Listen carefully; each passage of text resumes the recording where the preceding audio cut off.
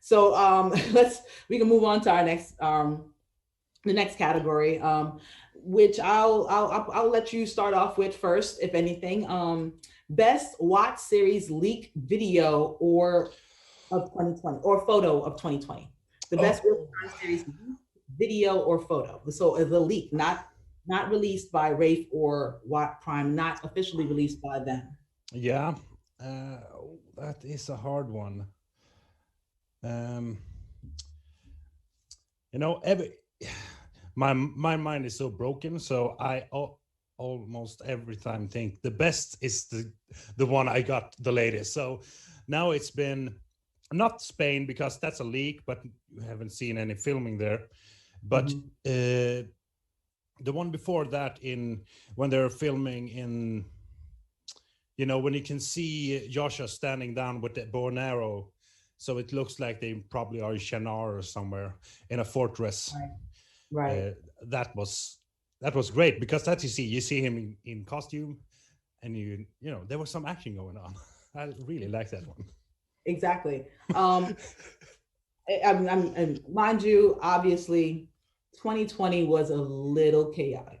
Yeah. So other What? things, other things might have crept in here and there that have replaced, a post here, a post there, So we have to, we're trying total recall here, trying to bring things up, and I'm trying to Yeah. remember.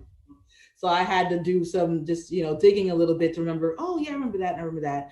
Yeah. Um, if anything, and call me a person who grabs on to something that really catches my attention and or makes me feel something. I gravitate towards things that really spark something in me. And the thing that did it, and I believe I looked it up. I was trying to get the date, just to make sure that I have it correct when I drop this. But the one that resonates to me, something that came out back in January, I believe, is basically the picture of Yosha and Barney, and it's at night, and they're Ah, yeah. basically walking through some area, some town alleys or wherever. And but it was the first time that I saw Yosha, Barney, Matt, and Rand, and they're in full costume, and they just look like they've been through it. And I, it resonated to me. That really was just like, this is real. Hmm. This is really happening. So Yeah. that's the one thing that basically, that stood out to me. Yes, being in the fortress. Hopefully, I believe that that's Faldara. And them shooting. That was basically to me the only other one that really comes to mind of actual the cast being on set, and Yeah. pictures of them on set. And so you had one with Zoe and Yosha, I believe, Yeah. and Matt, and I guess Madeline was there with I can't remember but she was there with Marcus, or was she there with Yosha also? I can't remember exactly I what. can't remember either. Yeah, but either way, guys. Yeah.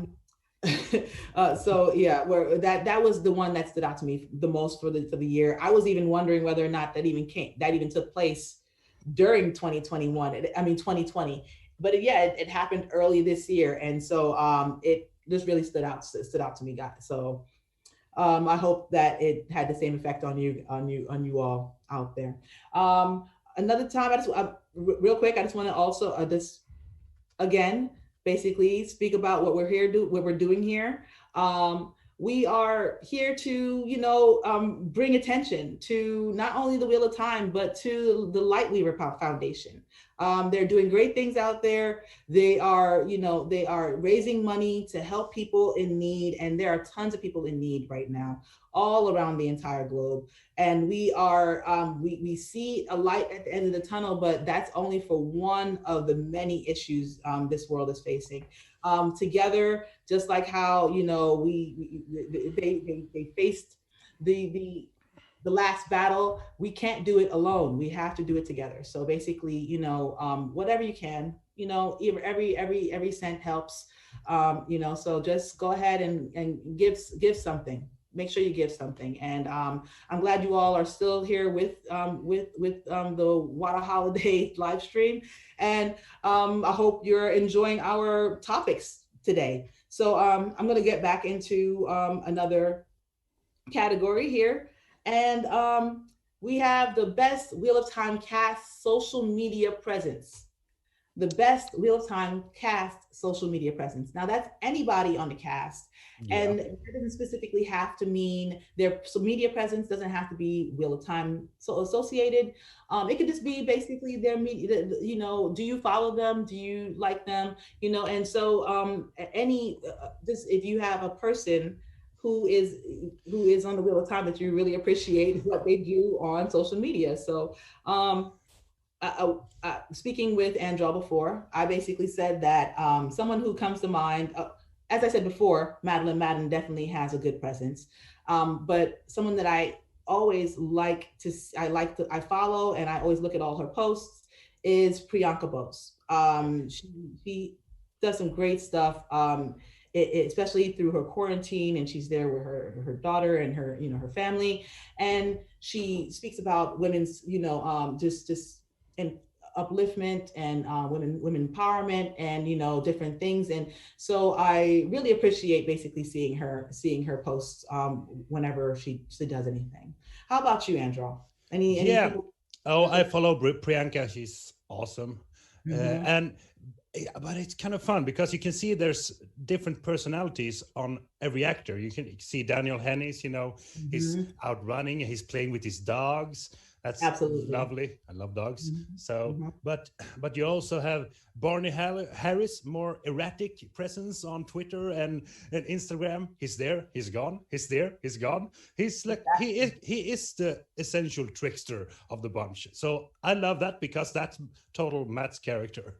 That was Matt. That was completely Yeah. Matt. He came in, he set the town ablaze, and he left like a thief in the night, and just left us all like, please sir, some more. And he just basically just and we're just waiting for that Taviran to basically show up again. It was great for what it lasted. I was looking for his Instagram page just Gone. today, and I couldn't find it. I was like, Yeah. what's going on? So I looked up and I saw a couple of the cast members actually deleted their previous pages that they had. For whatever reason, I understand that there might be they maybe they don't want to let anything go, or maybe they basically are getting inundated with direct messages and different things, and they just don't want the distraction. So completely understandable. But I do remember the month or so that Bernie set the whole world on flame. And Barney set the whole world, feel the burn. Where he set the whole world on fire, basically Barney. And uh, Chen Garcia, she basically always, has some really good pictures of her on different sets and stuff like that. Yeah. So I just really appreciate, and Madeline, cover girl. She's Yeah. beautiful, and she basically, is doing lots of different campaigns and talking about different things around Australia. And I really appreciate basically, her presence on online also. Yeah, and I also, of course, have to give an honorable mention to Juliet Howland, who's going to play Natty Cotton, Yeah. and she's very active. She just rescued like 300 chicken and hens, so she's really into animal rescue and stuff like that. So that's fun to see. So as I Yeah, said, you can see every personality, and I love it. There are, exactly. And there are people like Daniel, us. I didn't even, yeah, Daniel Henney. I actually read his post where he a while back. I even shared it with my wife. I was just like, "Do you believe this?" And so he rescued a dog, and it's Yeah, from basically a dog farm, yeah, or dog meat farm, I guess. I yeah, can't remember. yes, exactly. So Yes. I was just like, "Oh my goodness, that is great and amazing," and I commend him for that. And you know, at, you have different cultures and they do different things basically. So not to disrespect anything, but I feel that was a great thing that he basically did, and he went Yeah. and got a second dog. So and they look beautiful. They're beautiful, and they're basically just having fun with him roaming around the woods, and he's out playing golf and different things basically. So I really appreciate seeing Daniel's presence also. So okay, so we could go into our next our next category, which Yeah. is well, a little bit different from the format that we have had before. We're just going to basically discuss different things. The biggest question mark that you have for season one, um, um, from 2020, Androl, what would you say is the biggest question mark that has been left out there, as far as for you in particular? About the show in general, or in. Yeah, I mean, I assume that they're pretty much done with the Yeah. principal photography, and they're just doing different things here to make it as best as great as it can be. But there are a lot of question marks. How far into the books will season one get, or the different things that we're just like we have to watch and find out. Yeah. Yeah, I'm kind of a waffle, so I can speculate, but I don't have any big question marks. I'm more curious about. I wonder where the season will end, and I'm really curious how they're going to portray channeling. Are they That gonna is how they're you? going to portray channeling. Oh, channeling, yes. Yeah, so that is. I'm not worried about it or have a, but I'm really so curious. How will they do it? How will it look on screen? How will it do it? Because men can only see men channeling, and women can only see women, And stuff like channelers. that. Yeah, exactly. Or female channelers can only see female channelers. Yeah. Men not see female. It almost makes me think a little bit, especially since they don't really go into too much detail about channeling in the first couple No. books. Yeah. As far as the weaves, I mean, I'm not obviously on the in the production cast or writers or anything like that, basically. But I wouldn't mind if they just didn't exactly show channeling. They just basically we would just see it as a regular non-channeling human, and things just basically happen. These extraordinary things basically happen, or we see the actual effects from the channeling rather than just the weaves. Definitely, there's going to be channeling, but at the same time, I wouldn't. That is something that definitely I hope when they do actually show weaves that they do it that they come up with a very good way to portray it, basically. But yeah, that's another huge question mark. The dream, are they going to take the dream out of there? Are they going to take those dream sequences with Bialzamon out from Matt, Perrin, and Rand's dreams? Although, well, Perrin had a different view into it. They never really showed any of Matt's dreams. He just spoke about them. So basically, it's mostly Rand perspective with the dream world. But at the same time, it's like, will they take that out? Some people are just like, oh, we can't have. Will they just you can't take away the dreams. They'll take away like a good 15% of the Mm, whole. no, they can't take away no. Now I'm Around, going to say Talkaranriod because I've listened to the podcast so much, but right. Talaranriod. So, But no, I don't think they. But they can reduce it, as they have to do. They have to reduce. They have to contain it so it fits within the show. But I think sometimes you're surprised how much you can actually get into an episode of a mm, show. Because I mean, I watched The Mandalorian, and that is, I think stuff happens, but it feels like a really slow show, just under an hour. But mm. really much happens during that hour. Yeah, I mean, you So could. you I've can do seen shows. it. I've seen episodes of series that basically it just drags on, and you're just like, oh Yeah. my, that was only 45 minutes. Yeah. And I've seen an action-packed 45 minutes where you're just like, oh my goodness, they couldn't. How did they cram all of that in there? It's like beat, beat, beat. And so I feel good balance. You can bring everything in. I mean, I think that you can maybe introduce some things here, have a piece of it, not go too deep into it, and maybe until Egwene and Perrin have more time in the dream, and she meets the dream walkers. Maybe you go a little bit more in depth into Yeah. actual Teleron Riyadh when she actually gets the ring. Yeah. So those are all things that basically they could go into. question marks as far as me. My biggest question mark is just where are they going to end. Yeah. I actually am in the on the side of people where who they say is they should end it when they steal the dagger. In the Great Hunt. I actually think that that's a nice cliffhanger to basically hang it on rather than just the Eye of the World at the end of the Eye of the World. I tend to agree because I'm thinking of like the Marvel. If you have seen the Marvel movies, uh, Mhm. and each phase has their ooh really big movie ending like Endgame, but then you Mhm. have the Spider-Man, the happy-go-lucky movie straight after. So I want Mhm. something big climactic in the last second to last episode, and Mhm. then something climactic but not huge. So I don't Right. want the eye of the world at the end of the first season. No, Yeah. I want It just, something. I rather get it into the Great Hunt. right. Yeah, Exactly. I think that that's a good. It's a good opening. That this is not over. It's a mm. good ending point to say this Yeah, is not over. It's just beginning. yeah. And the whole world is out there. So I think that's really good. um, oh, darn, I just had a thought of something that I would like. Oh, real quick, just a Mhm. sidebar Yeah. question. What do you think of basically if they had shows, but then and seasons, but then every once in a while for certain parts of the book, they actually have an hour and a half movie. That would be awesome. I love that idea.